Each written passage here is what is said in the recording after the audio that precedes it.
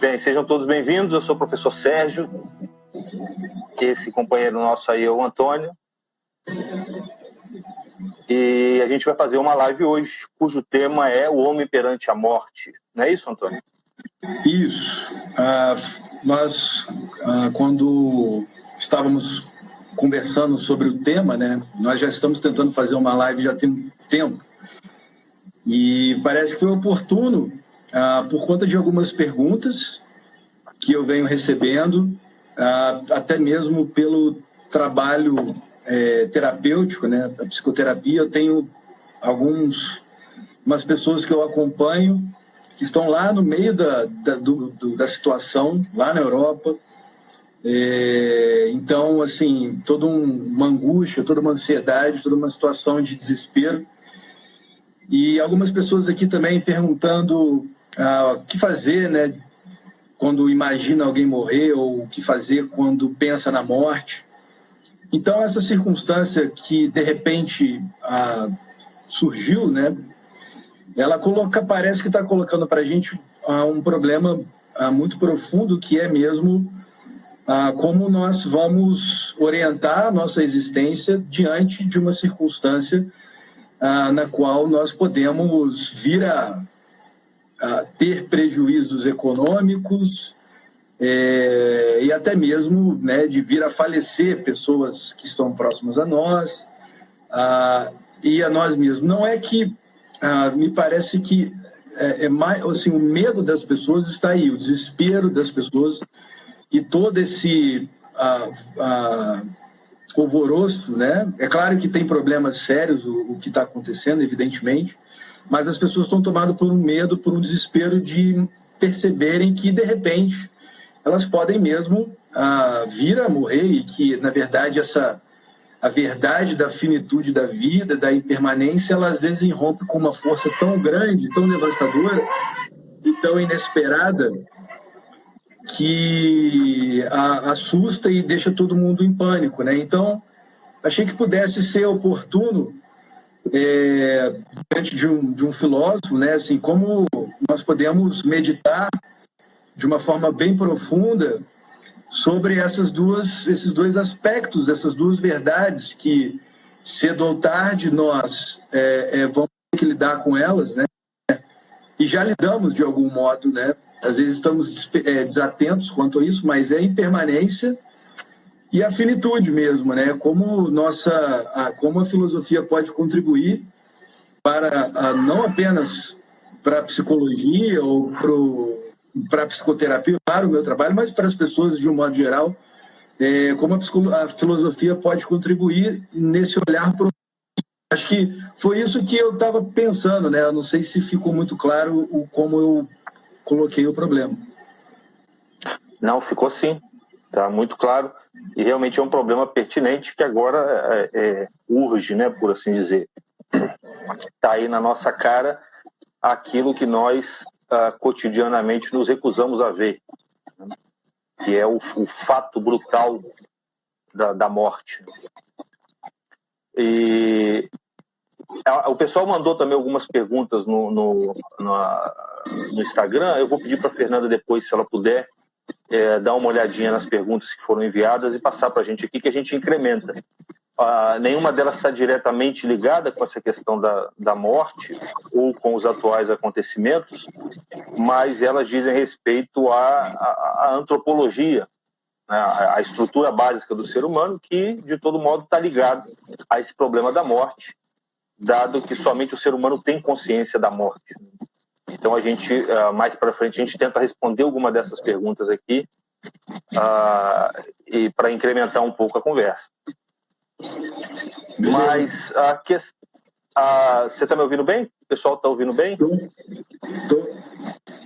Eu nunca fiz esse tipo de transmissão e a conexão aqui talvez não seja muito boa, está dando algumas travadas aqui. Qualquer coisa vocês avisem que a gente tenta remediar isso de algum modo. Mas, Antônio, teria alguma pergunta para a gente começar ou vamos tocar o barco espontaneamente mesmo? Bom, a pergunta, eu não sei se ela leva a uma condução espontânea, né? Pode ser que sim, mas como a filosofia, já que a filosofia é uma tradição de sabedoria, como ela pode iluminar a nossa consciência, essa percepção de como conduzir a existência de uma maneira mais lúcida, já que há uma finitude que nós negamos ver. Enfim, eu estou tomando essa circunstância atual, né, como um motivo, assim. Talvez não seja necessariamente o caminho. Sim. O Platão definia a filosofia como uma preparação para a morte. Então, na concepção dos gregos, que foram aqueles que desenvolveram a filosofia ela é um caminho espiritual. Se nós fôssemos tratá-la como uma espécie de algum gênero, né, nós poderíamos dizer, ainda que isso não seja exato, nós poderíamos dizer que ela é uma espécie de caminho espiritual. E todo caminho espiritual é, numa medida ou outra, uma preparação para a morte. O homem, desde que é um ser que tem consciência da existência, fato justamente que o diferencia dos animais, ele tem consciência da sua própria morte, da sua própria finitude, como você disse. Então, ele sabe, ele percebe que os outros morrem, ele percebe que os animais morrem, percebe que os homens morrem, percebe que os animais não percebem que morrem, que a morte existe, e percebe que a morte é uma realidade para ele, é um destino fatal para ele, é um fato em relação ao qual ele vai ter que lidar de algum modo, porque ela chega para todo mundo. Então, ele constata isso não somente como uma experiência, mas como um dado de pensamento. Ele capta essa realidade e é obrigado a lidar com ela. Ele não tem como não lidar com a realidade da morte do ponto de vista intelectual, não somente do ponto de vista existencial, como acontece com os animais. A filosofia sendo uma proposta de elevar aquilo que o ser humano tem de mais essencial, que é a inteligência, que é a razão, ao seu nível mais perfeito possível, do ponto de vista natural, sem levar em conta dados de revelação, por enquanto. Mas a filosofia, ela tem como proposta desenvolver no homem aquilo que ele tem de mais perfeito, aquilo que o torna homem, que é a inteligência, a razão. Na medida mesmo em que ela se propõe essa tarefa, ela se torna, ela se põe, se define como uma preparação para a morte. Ela é uma preparação para... Por que isso? Porque, veja bem, de todas as coisas que a razão humana compreende,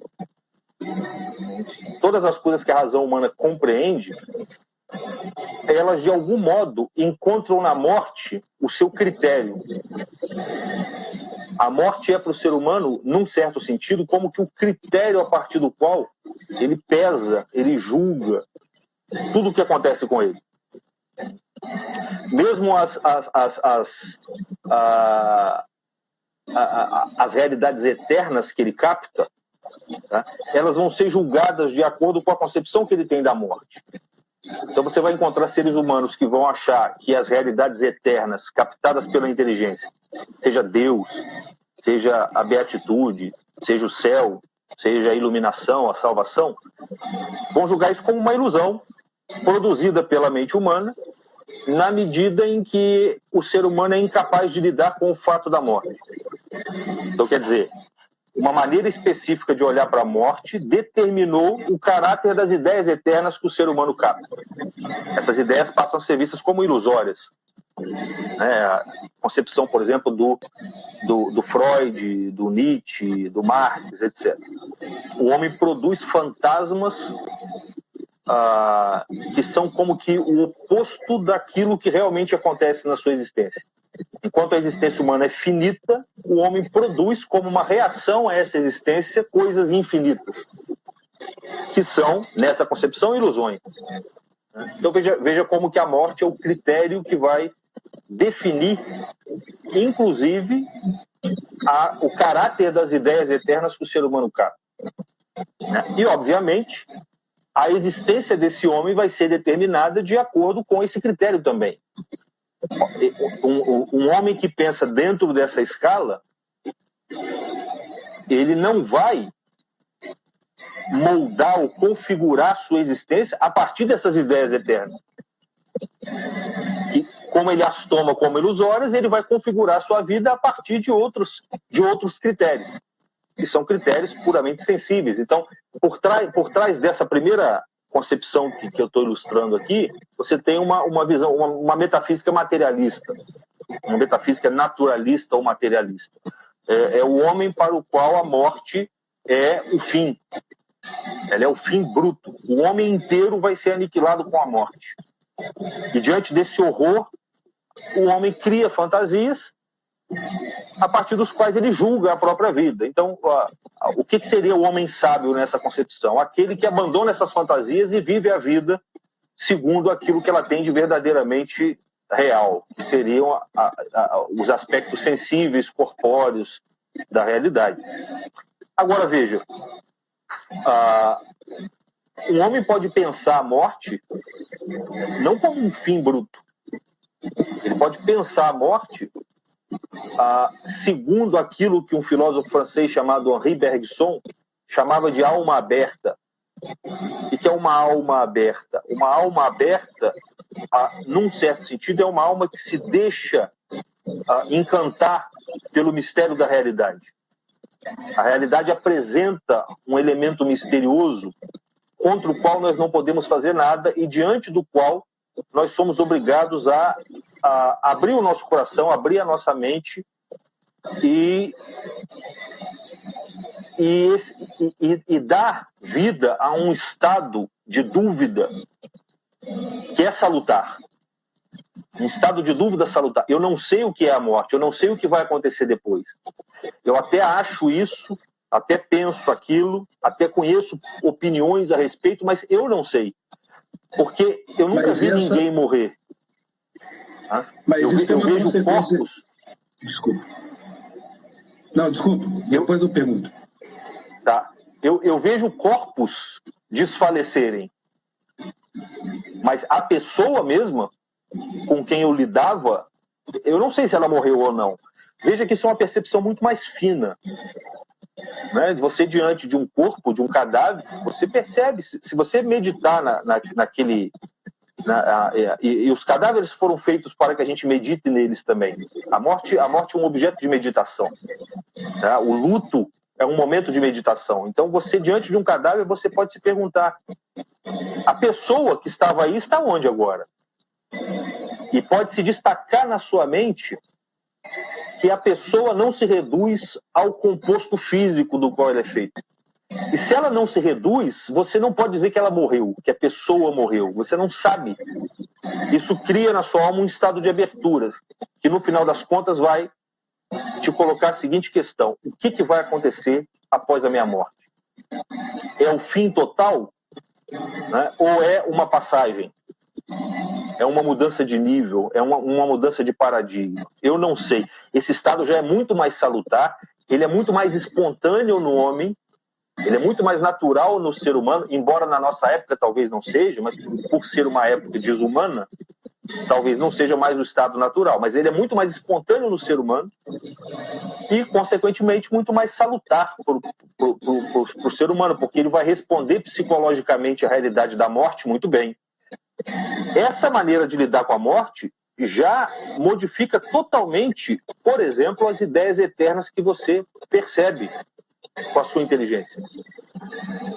Elas já vão passar a ser tomadas muito mais como um sinal de que existe algo após a morte do que como uma ilusão produzida pela sua mente. E meditando nessas ideias, você pode, inclusive, como Sócrates, como Buda, Sócrates e Buda fizeram isso, Santo Agostinho também, meditando nas operações intelectuais da mente humana e na eternidade dos objetos com os quais ela lida, eles perceberam que é necessário que exista no homem algo que não morra. É necessário que tenha alguma coisa de eterno, ou pelo menos de imortal no ser humano. Porque o objeto da inteligência humana, o objeto por excelência da inteligência humana é eterno. Ele não é material, ele é espiritual. E quando você tem uma faculdade cujo objeto próprio é metafísico, é espiritual, isso é um sinal evidente de que a própria faculdade é espiritual. Se essa faculdade é espiritual, ela não pode ser tocada por nada de físico. Nenhum objeto físico consegue tocá-la. Ela é um núcleo dentro do seu ser que não pode ser tocado pelo mundo físico. Então, aquela impressão de que o corpo desfalece, mas a pessoa talvez não morra, a alma talvez não morra, ela começa a se confirmar por uma meditação nos objetos próprios da sua inteligência, que são objetos eternos. Agora, isso só é possível se você tiver aquele estado aberto, de alma aberta, diante do fenômeno da morte. E deixar que a própria realidade da morte te comunique algo sobre ela. Se você já vem com uma teoria pronta, materialista, naturalista, e como que espreme a morte dentro dessa teoria, você fechou a sua alma para esse mistério e você não vai nem meditar no assunto. Então, quer dizer, respondendo à questão que você colocou, a filosofia é uma preparação para a morte, porque o exercício, o aperfeiçoamento da inteligência te coloca em contato com realidades que não morrem, que não passam. E essas realidades, elas atestam para o fato de que algo em você não morre. Porque São Tomás de Aquino dizia, as coisas funcionam como elas são. Então, se tem algo em você que funciona captando objetos espirituais, é porque esse algo em você é espiritual. Então, a filosofia, ela te prepara para essa realidade espiritual que você já capta durante a vida, mas que você não pode ter a posse total dela, porque o corpo como que dificulta o seu contato com isso. Então, a morte mudou completamente. Ela não é mais uma parede escura. Ela agora é uma passagem. Ela é como que uma grande a entrada numa nova ordem de realidade que, se você não antecipa ela pela meditação durante a vida, ela realmente vai parecer uma parede escura. Mas se você a antecipa por meio da meditação, ela vai aparecer como uma beatitude. É aquilo, é o que Sócrates dizia. Eu não posso recusar agora, sendo convidado a recusar a sua morte, ele fala, eu não posso recusar agora a encontrar aquelas realidades que eu busquei durante toda a minha vida. Então, nesse sentido, a filosofia é uma preparação para a morte. E o potencial que ela tem para desenvolver reações psicológicas adequadas à morte, tá? E, consequentemente, diminuir a histeria, diminuir as doenças e aumentar a força das pessoas, aumentar a sabedoria, o discernimento, é impressionante. Porque a morte, ela é uma das piores... O medo da morte é uma das piores paixões que a gente tem. Ele ofusca a inteligência, ninguém consegue mais pensar, ninguém consegue mais fazer as coisas direito, fica todo mundo batendo cabeça, querendo salvar a si próprio. Né? Então, é por aí. Era exatamente esse comentário que eu ia fazer, porque talvez esse procedimento não seja necessariamente psicoterapêutico, mas há um aumento de saúde mental nesse processo, porque a incapacidade, vamos dizer assim, de perceber esse momento como um momento de abertura para realidades superiores, ou uma possibilidade de captar uma realidade mais sutil e entrar nesse reino das verdades eternas, na medida em que se perde isso de vista e não se está atento a isso mais, o que a gente vê mesmo em consultório não precisa nem ter o vírus chinês, né? É só você ter aí qualquer situação de uma mudança mais brusca que esse pânico, esse medo, esse desespero aparece, porque se coloca um problema de finitude. E aí, que é um problema que o Viktor Frankl colocou lá naquele livro dele, né, na Em Busca de Sentido, que é o Freud. O Freud dizia que se o ser humano fosse colocado em uma situação limite, ele viraria uma besta, um animal, né? E o Viktor Frankl viveu lá o campo de concentração e ele percebeu que isso não é completamente verdade. E é claro que algumas pessoas, pelo temor e tomadas pelo egoísmo e pelo desejo de salvar unicamente a si mesma, elas traíam e vendiam um cigarro em troca de um prisioneiro, né? Bebida, um pedaço de batata para dedurar um prisioneiro.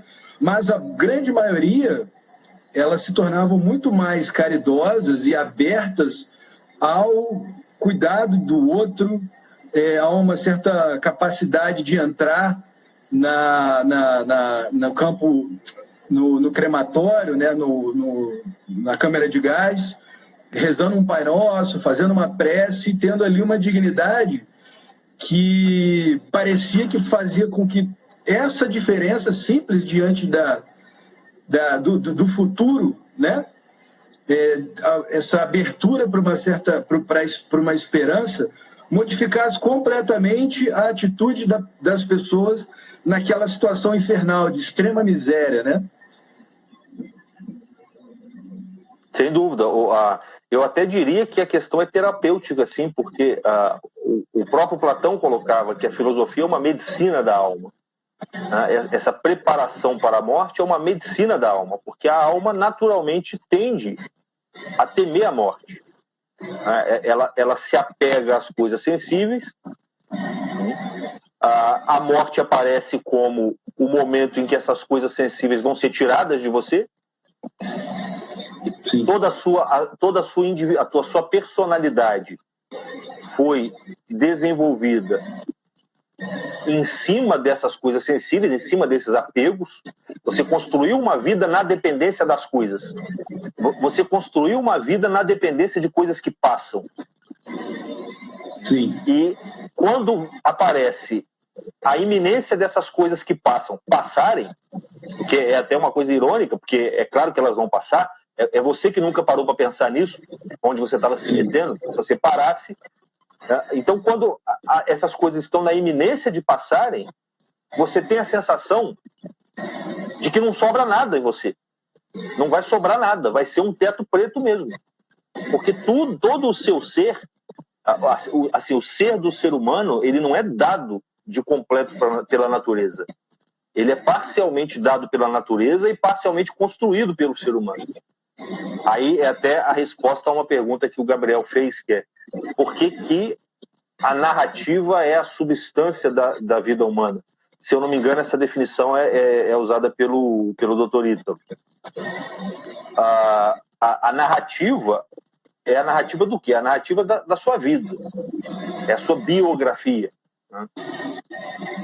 Veja bem a palavra, biografia.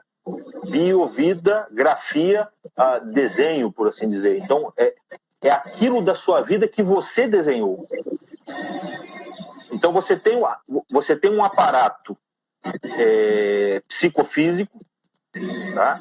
E você tem um elemento ativo, intelectual, que vai agir sobre esse aparato psicofísico para definir a sua existência.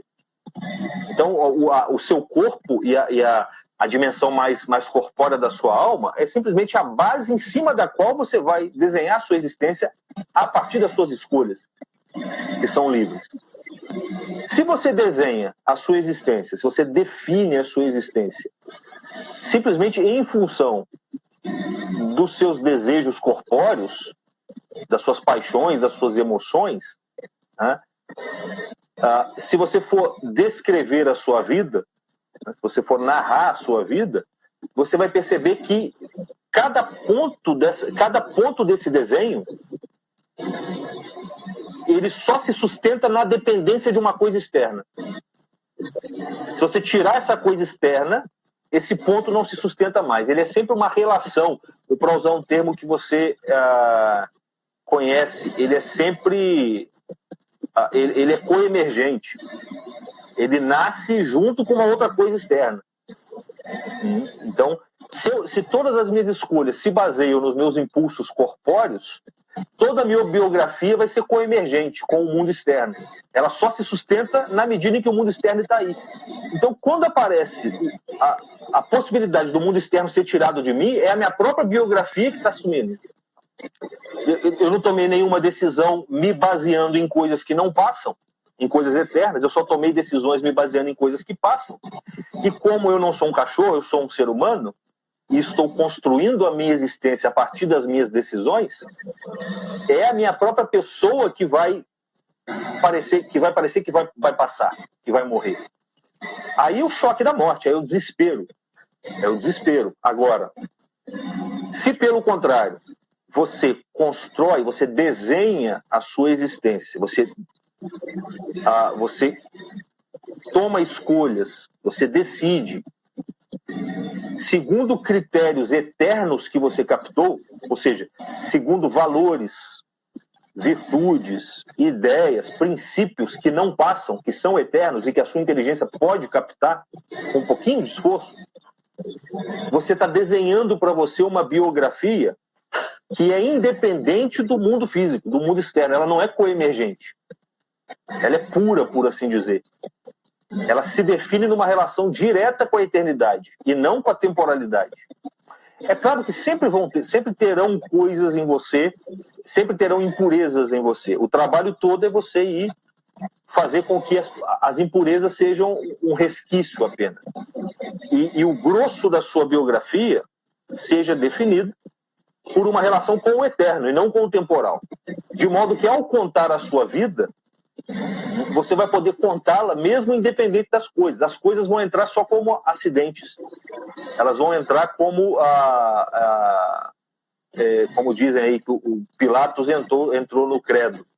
Né? Assim, acidentalmente era ele que estava lá, então ele entrou, mas ele não é fundamental para o seu credo exatamente. Né? O fundamental é você crer que Cristo foi condenado, mas que foi por Pilatos, aconteceu de ter sido ele. Então, assim, as coisas materiais vão ser apenas elementos acidentais que vão servir de ocasião para que você defina a sua vida em relação ao eterno. Então, quer dizer, você vai se alimentar, você vai beber, você vai rir, você vai se divertir, vai fazer sexo, mas tudo isso em função para que você tenha um corpo saudável que te permita usar a inteligência para captar realidades eternas. E contra-efetuar os acontecimentos que te tomam a partir da eternidade e não a partir do mundo temporal. Aí o que vai acontecer? Quando o mundo físico for tirado de você, ou quando a possibilidade do mundo físico for tirado de você, aparecer, quando essa possibilidade surgir, você não vai sentir medo. Você vai sentir que você está se aproximando mais de você ainda. Você fala, caramba, agora é a purificação final. Entendeu? Agora é a prova do fogo. E eu sei que eu vou para cima, que eu não vou ser queimado por esse fogo. Porque eu não sou todo impureza. Tem algo de puro em mim que eu me esforcei para desenvolver. Esse algo de puro sobrevive ao fogo. O fogo joga fora as impurezas, mas esse algo de puro é o ouro. Ele resiste ao fogo. Agora, tem pessoas que não, que só vão ter impurezas. Então vão entrar no fogo e vão queimar. Né? Então realmente é um processo terapêutico e ele é definido pela relação que você tem com a morte, pela concepção que você tem da morte. E essa concepção muda radicalmente a vida das pessoas, mas radicalmente.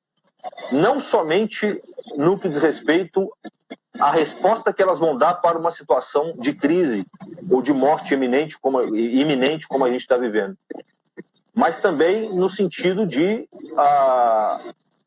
tornar a sua biografia visível.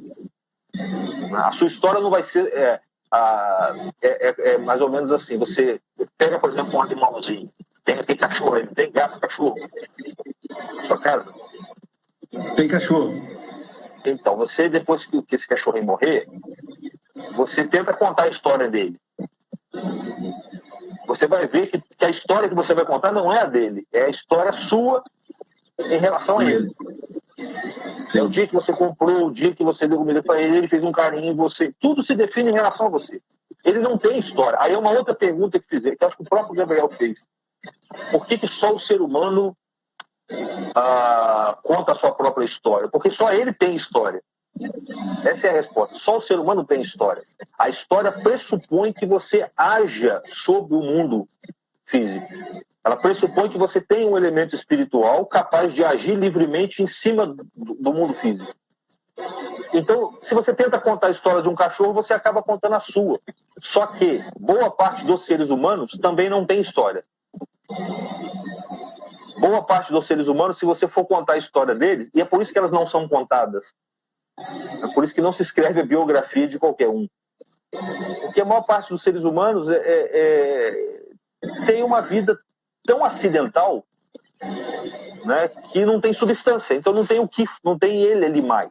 Embora, do ponto de vista da espécie, ele estivesse ali, ele não aproveitou, ele não teve uma vida à altura da espécie que ele tinha. Ele perdeu... Ele desperdiçou a preciosidade do nascimento humano. Exato. Nós, assim, na psicologia, nós temos todo um problema, né, que é justamente ao longo do tempo a psicologia ter se tornado uma psicologia desalmada, porque perdeu-se de vista esses princípios, essas faculdades mais elevadas.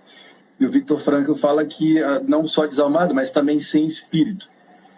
E você está falando dessa dimensão, né? Dessa dimensão noética que o Viktor Frankl chama, que pode ser traduzido por espírito também, né?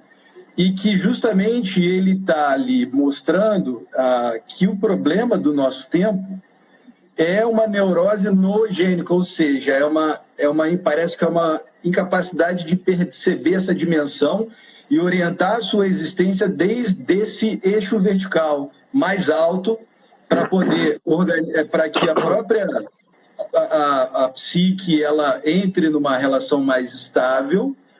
E aí as ansiedades, por exemplo, ansiedade, síndrome do pânico, muitas das psicopatologias, elas parecem apontar para uma ausência ou falta de uma relação dessa dimensão noética. E daí, evidentemente, enfim, se o psiquismo está desordenado, haverão também doenças psicossomáticas e uma série também de doenças próprias do organismo. Então, assim, eu acho bacana, enfim, de onde você está falando, nós já não temos mais esse problema, né? Pelo menos como psicólogo, eu não tenho que ficar respondendo a uma série de fatores da história da psicologia para dizer, olha, o ser humano existe uma dimensão superior, espiritual, que se relaciona com aspectos, com verdades eternas, princípios, a responsabilidade, enfim, tudo que vem dessa dimensão que parece transcender, né, o psiquismo e o organismo, né, o psicofísico, enfim. Sim. E eu acho que talvez assim dê para caminhar nessa, não sei se seria essa que você falar de antropologia, mas é o que parece que o Viktor Frankl chama de unidade da multiplicidade, né? O ser humano ele tem essas 3 dimensões e ele vai apontando para essa dimensão superior, assim. E como então, né? Por exemplo, o contato com essa dimensão, ela é sempre progressiva ou desenvolvimento de purificação, ou é possível, né? Assim, reposicionar a pessoa de uma forma mais súbita para ela se relacionar com essa dimensão noética. Porque o Viktor Frankl tem um conceito que chama valor atitudinal, que para ele parece ser o valor mais importante, porque é a relação do ser humano com o sofrimento. É a relação do ser humano com a morte, com uma doença incurável, ou seja, a relação com um destino imutável, né?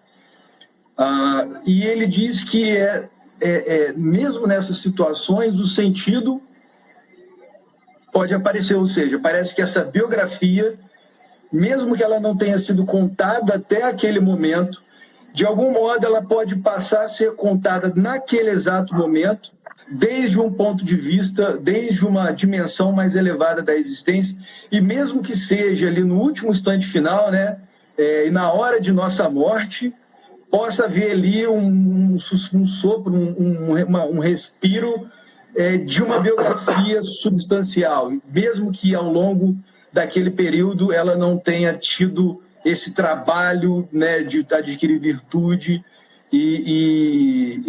enfim, viver uma vida mais orientada por valores mais elevados, né? Enfim, um senso de proporção mais correto. Enfim, isso é sensato isso que eu estou dizendo ou não? Não, acho que sim, sem dúvida, porque a pessoa pertence a uma espécie que foi feita para a eternidade. Então, o que pode acontecer, a questão é a seguinte: o que pode acontecer é que a pessoa não está à altura da espécie que ela pertence. É como um sujeito que ocupa um cargo.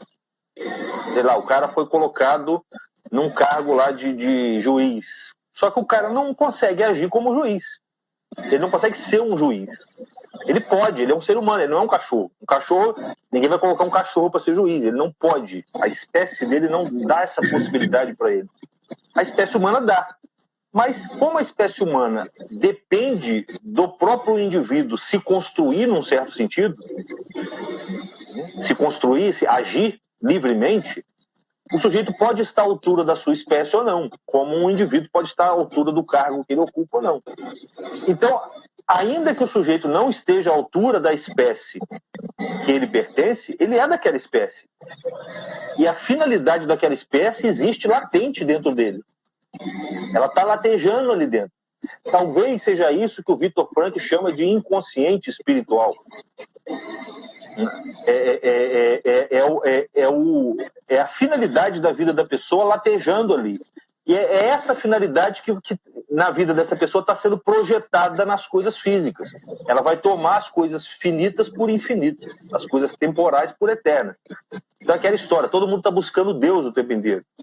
Tá? Só que uns buscam Deus no dinheiro, outros buscam no poder, outros buscam no sexo. E a idolatria. Na ideologia. O dilema humano é esse. É você prestar o culto correto a Deus ou você cair em idolatria. As pessoas ficam assustadas com essas coisas, mas as pessoas, quando a gente fala de Deus, de eternidade, mas as pessoas se assustam com qualquer coisa e não param para pensar. Mas veja bem, o ser humano não foi feito para morrer. Tá? Todas as religiões descrevem o período inicial da vida humana como sendo um período de eternidade. O ser humano não morria. A morte entra na vida humana como um acidente. Ela é um acidente, ela é uma coisa que foi introjetada na vida humana, é uma privação que foi colocada na vida humana, que as religiões vão explicar lá através dos seus mitos. Tá? Mas se você meditar na própria vida humana, você vai perceber que é assim mesmo, porque dentro de nós tem um desejo, tem uma inclinação tão grande para a perfeição, e nós nos sentimos tão abaixo dessa inclinação, tá, que isso já denota que a distância entre o que você é e o que você deveria ser é muito grande. Isso já mostra, que se você meditar corretamente, isso já mostra que tem um defeito em você, um defeito adquirido, porque Deus não faz as coisas assim, a própria natureza não faz as coisas assim. A natureza não cria um animal e bota ele num ambiente deficiente para ele. Ela cria as coisas com proporção. Então ela não faria um ser humano que foi feito para a eternidade sem que desse a ele a própria capacidade de atingir a eternidade.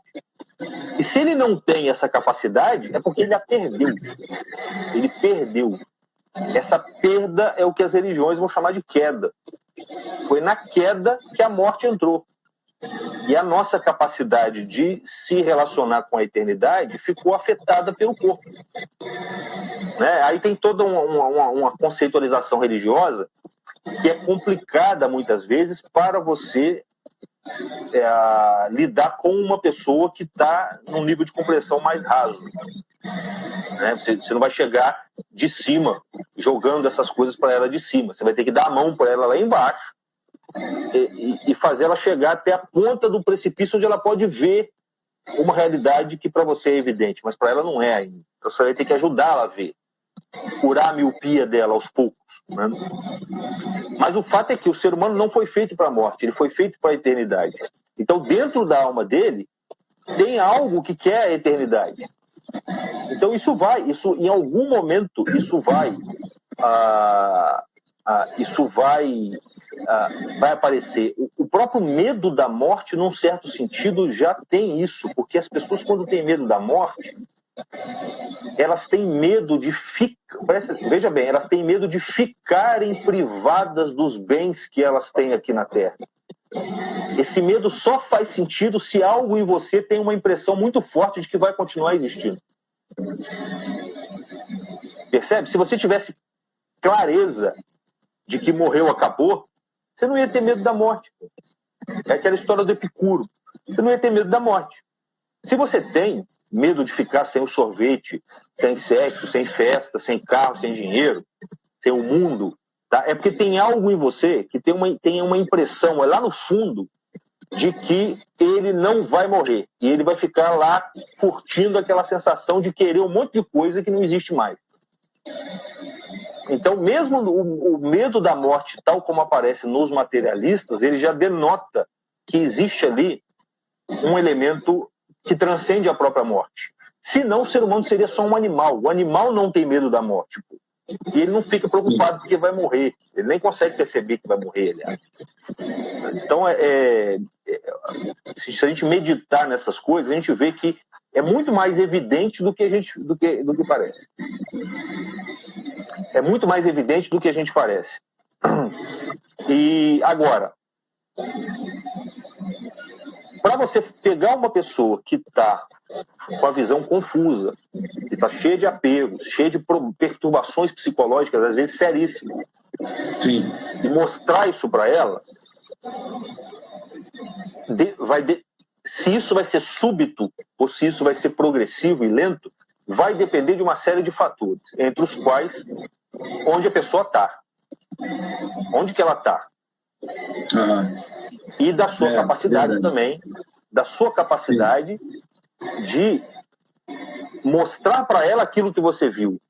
E a sua capacidade de mostrar para ela o que você vê, ouviu, vai ser tão melhor na medida em que você vê com clareza a coisa. Quanto mais você vê com clareza, mais você vai antecipar todas as perturbações que impedem essa pessoa de ver aquilo. E você vai poder traçar o fio daquele objeto para ela. Você vai poder mastigar a coisa para fazer chegar até ela sem que doa, sem que ela rejeite. Então, o terapeuta ele tem que ser terapeuta de si mesmo antes de tudo. Antes de tudo. Senão é um cego conduzindo outro cego. E é o mesmo caso de um diretor espiritual. Ele tem que saber, ele tem que discernir muito bem a realidade com a qual ele está lidando, para que possa saber em que nível a pessoa que ele está dirigindo está e quais os passos que ele deve dar para trazê-la do nível mais baixo para o nível mais superior. Mas, veja bem, a própria natureza oferece um caminho muito curioso. Se você reparar, eu conto a seguinte história para os meus alunos. Ela é boba, mas ela tem um potencial simbólico interessante. Você imagina, Antônio, 2 espermatozoides conversando e um virando para o outro dizendo o seguinte: olha só, eu sei que todo mundo fala que quando a gente bate lá naquela parede lá, meio redonda lá, sei lá, a gente morre. E a gente está olhando aqui, parece que todo mundo morre mesmo. Eles batem lá e acabou. Mas dizem aí, tá, que alguns, ou 1 entre milhões, não batem lá, eles entram lá, eles penetram naquilo lá. E lá dentro, eles passam a ter uma outra ordem de existência. Eles pulam de plano, eles transcendem esse plano aqui no qual a gente está. E lá, eles vão começar a desenvolver uma coisa chamada olhos, que a gente não sabe direito o que é, mas é mais ou menos assim. Eles vão desenvolver ouvido, boca, língua, mãos, dedos, unhas, e um belo dia um grande par de mãos vai retirar ele de lá e colocar ele num outro grau de existência ainda, onde ele vai conhecer um negócio chamado pai, mãe, e casa, e cama, e escola, e sei lá mais o quê. Tá? Evidentemente, isso vai parecer muito real para o outro espermatozoide, né? São dois espermatozoides conversando.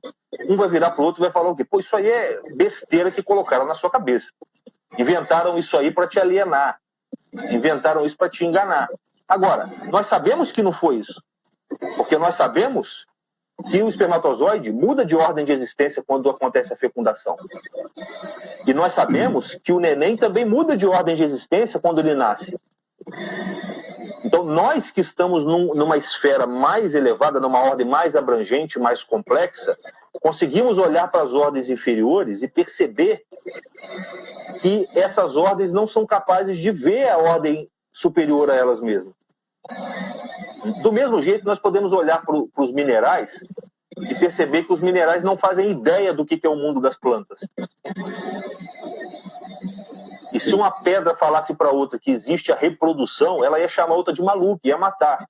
É o mito da caverna de Platão. O mito da caverna de Platão fala disso. E um vegetal não faz ideia do que é ser um animal, um cachorro. E o cachorro não faz ideia do que é ser um ser humano. Os cachorros não estão nem aí para o coronavírus.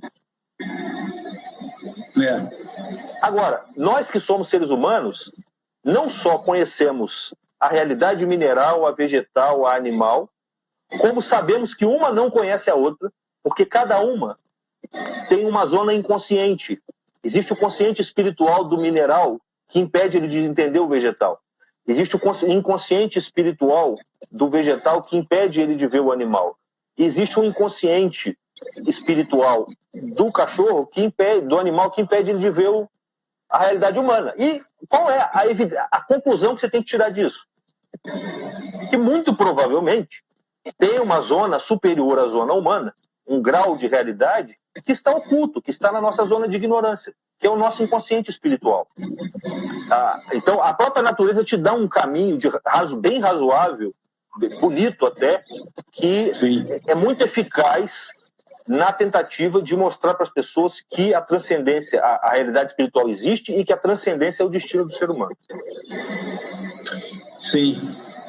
Ô, Antônio, a Fernanda me disse que a gente tinha poucos minutos. Eu não sei, a live tem um tempo determinado? Tem 1 hora. Tem 1 hora. Você consegue ver? Deve... Eu não estou conseguindo ver nada. Vai aparecer para você aí, na verdade. Tá. Aí tem uma contagem regressiva? Eu acho que quando tiver uns 2 minutos vai mostrar. A partir de 5 minutos ele começa a mostrar, eu acho. Tá ótimo. A gente deve ter aí pelo menos uns 6 minutos, eu acho. Assim. Tá ótimo. Então, são 8h30 agora.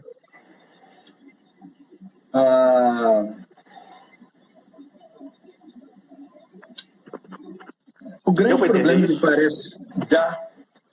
E o grande problema é isso que o Vitor Frankl chama de transcendência. Ele até usa um exemplo parecido com esse. Né? Só que ele usa lá um esquema da geometria. Né? Para mostrar que existe uma ordem superior e é muito razoável você... E o que acontece? Se você começa a penetrar nessa ordem, por mais que você não a conheça, não a experimente na sua integridade, você percebe sinais dela na sua vida. E o que vai acontecendo? Você imagina se um cachorro tivesse a oportunidade de entender o que o dono dele é para ele.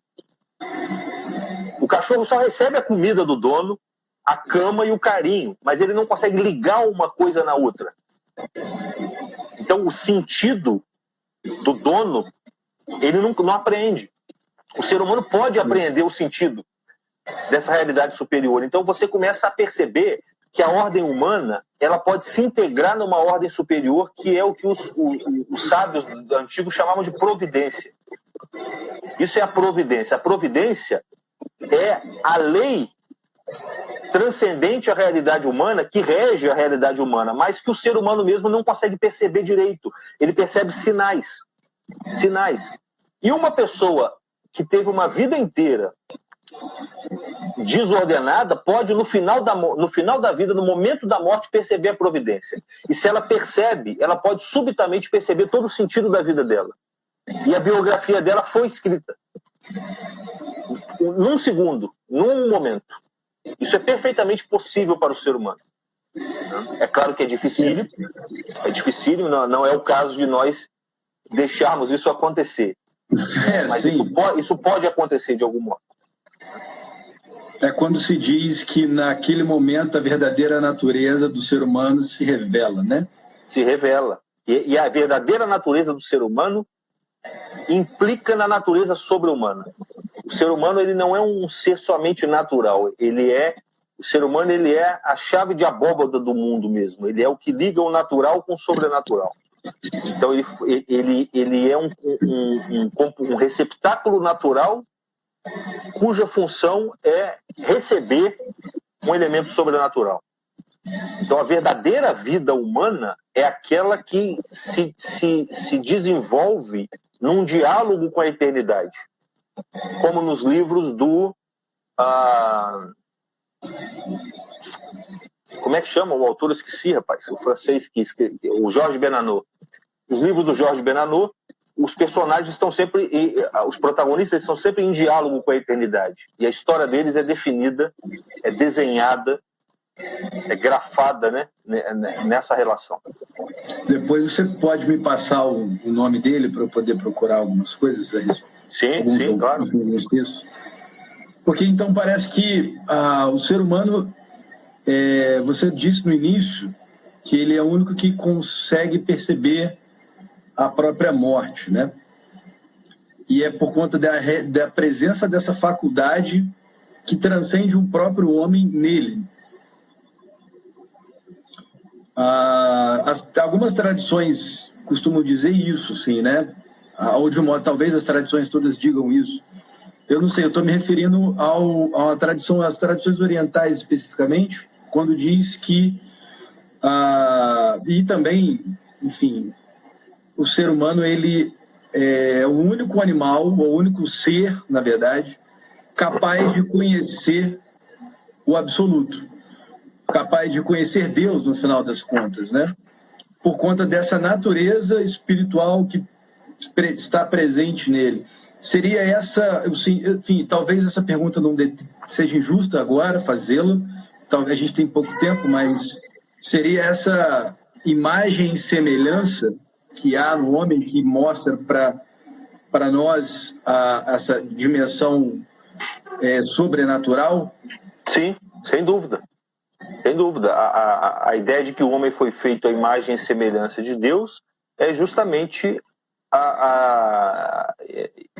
isso indica justamente que no homem existem algumas faculdades que transcendem a esfera natural.